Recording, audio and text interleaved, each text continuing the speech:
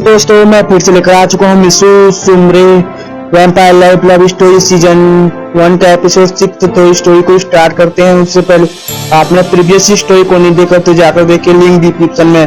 तो स्टोरी को स्टार्ट करते हैं बिना किसी देरी के। स्टोरी की स्टार्टिंग में एक लड़का मिसू को थप्पड़ मारने वाला था कि एक लड़के ने आकर उसके हाथ पकड़ लिए। वो लड़का डिसिप्लिन कम्युनिटी का प्रेसिडेंट था। उसने वहां से भगा दिया और मिसू से बोला कि हेलो, मेरा नाम रॉन है, मैं कम्युनिटी का प्रेसिडेंट हूँ, मुझे तुम्हारी कुछ हेल्प चाहिए, चलो। और वो जो लड़का होता है वो मिसू को हाथ पकड़ कर उसे कहीं ले जा रहा होता है। और ये सब होते हुए हमारे सुमरे भी उसे एक विंडो से देख रही होती है। सीन कट होकर दिखाया जाता है मिसू और सुमरे को। मिसू को सुमरे उसके हाथ पकड़कर अपने रूम में ले आती है और उसे बेड पर और उसके करीब आ जाती है। मिसू थोड़ा सा घबरा जाता है। तभी हम देखते हैं सुमरे जो होती है वो मिसू को पूछने लगती है कि ये सब उसके साथ किसने किया और ये तुम्हारा गाल सूजा हुआ कैसे है। तो मिसू उसे सारी बातें बताता है कि ये सब उसकी वजह से ही हो रहा है, उसकी दी वार्निंग की वजह से। फिर मिस सुमरे जो होती है वो कहती कि अच्छा, और वो मिसू के गाल को अपने मुंह पे करीब पाती है और उसे वो सब कम लगती है। और हमें थोड़ी देर बाद का सीन दिखाया जाता है। मिसू का गाल जो कुछ देर पहले सूजा हुआ था वो बिल्कुल ठीक हो चुका था। अब मिस सुमरे जो होती है वो उसके ब्लड को अपने चाटने लगती है और उसे पूरी तरह से ठीक कर देती है। और हम देखते हैं वो गुस्से से मिसू की गर्दन पकड़ते हुए बोलती है, अगर तुम मेरे अलावा किसी और के साथ गए ना तो देख लेना। और हम देखते हैं कि मिसू थका हुआ था इसलिए वो बेड पर रेस्ट करने लगता है। थोड़ी देर बाद वहां पर सुमरे की सर्वेंट आती है और सुमरे को बोलती है, सुमरे मिसू के को होश आ चुकी है। सर्वेंट्स को बोलती है ठीक है, आप उसे रिलैक्स करने दीजिए और आप चाहिए डॉक्टर को बुला लाइए। और फिर हम थोड़ी देर बाद देखते हैं की चेकअप करने के बाद डॉक्टर सुमरे को बोलता है, यूर एनएस, मैंने आपके कहने पर इसका चेकअप तो कर दिया लेकिन इसकी सिचुएशन काफी क्रिटिकल है। अगर इसे जल्दी से जल्द हॉस्पिटल में एडमिट नहीं किया गया तो इसकी सिचुएशन और भी काफी गंभीर हो सकती है। तो पूछती है आखिरकार इस लड़की को हुआ क्या है डॉक्टर, और ये अचानक से बेहोश क्यों हो गई थी।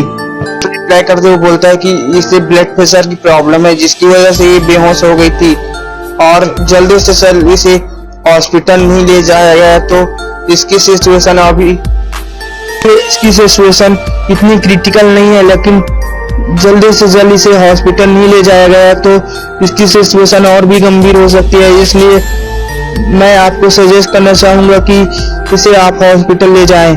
डॉक्टर की बात सुनने के बाद सुमरे उसको रिप्लाई करते हुए बोलती ठीक है, मैं इसे हॉस्पिटल ले जाने की कोशिश करूंगी, थैंक यू डॉक्टर। और फिर वो डॉक्टर को अपने सर्वेंट के साथ भेज देती है और अपने मन में कुछ सोचने के बाद एक सर्वेंट को बुलाती है और उससे कहती कि जाओ और इस लड़की के लिए जापान की बेस्ट हॉस्पिटल में एडमिट कराने की तैयारी करो।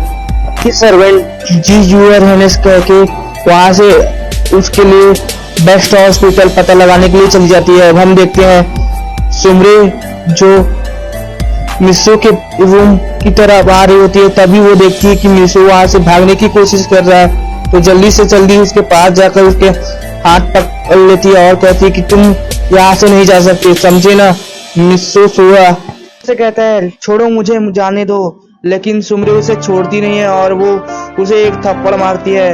मिसू सुमरे के गुस्से से डर जाता है और उसके चेहरे पर डर का एक्सप्रेशन देखकर सुमरे उसे एंजॉयमेंट में ले रही होती है और जोर जोर से हंसने लगती है और बोलती है तुम्हारा यही इंप्रेशन तो मुझे काफी अच्छा लगता है मिसू, तुम्हारे चेहरे पर डर का ना वो मुझे काफी ज्यादा एंजॉयमेंट देता है। और मैंने सुना है कि जिसके चेहरे पर डर का इंप्रेशन है ना, उसकी जो ब्लड का स्वाद है वो काफी अलग ही होता है।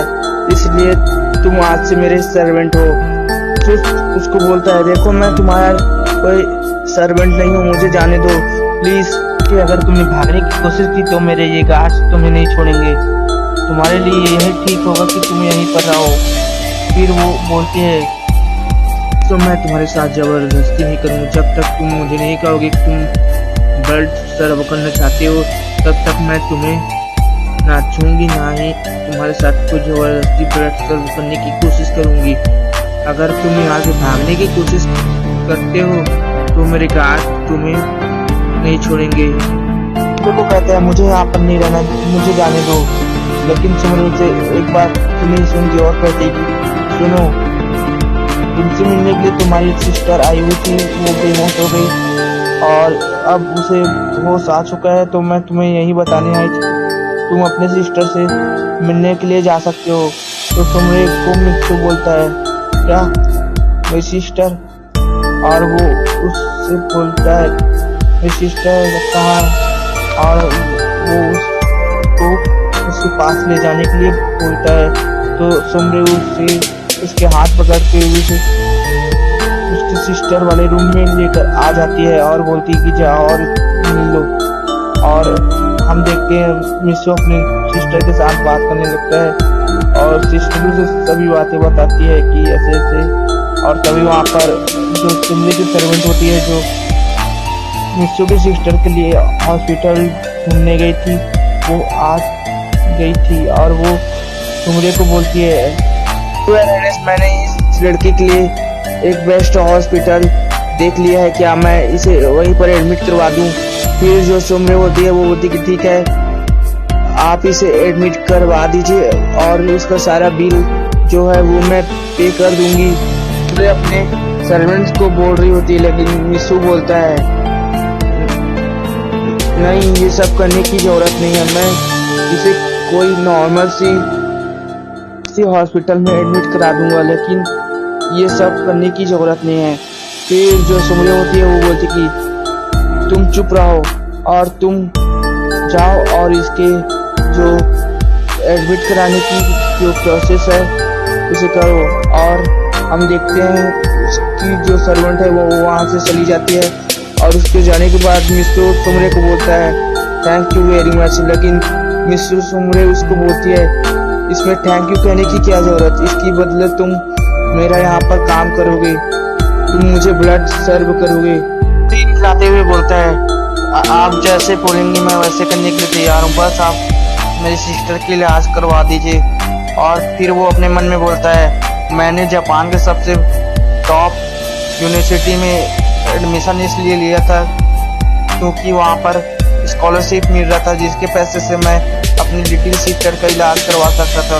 लेकिन मुझे यकीन नहीं हो रहा कि सिस्टर के इलाज के लिए पैसे ये लड़की यानी कि सुमरे दे रही है, चीजें सब यूए रहने बोलते हैं। कुछ भी हो जाए, मैं अब जैसे बोलेंगी मैं वैसे करने को तैयार हूँ, चाहे इसके लिए मुझे अपना ब्लड इसको सर्व करना क्यों ना पड़े।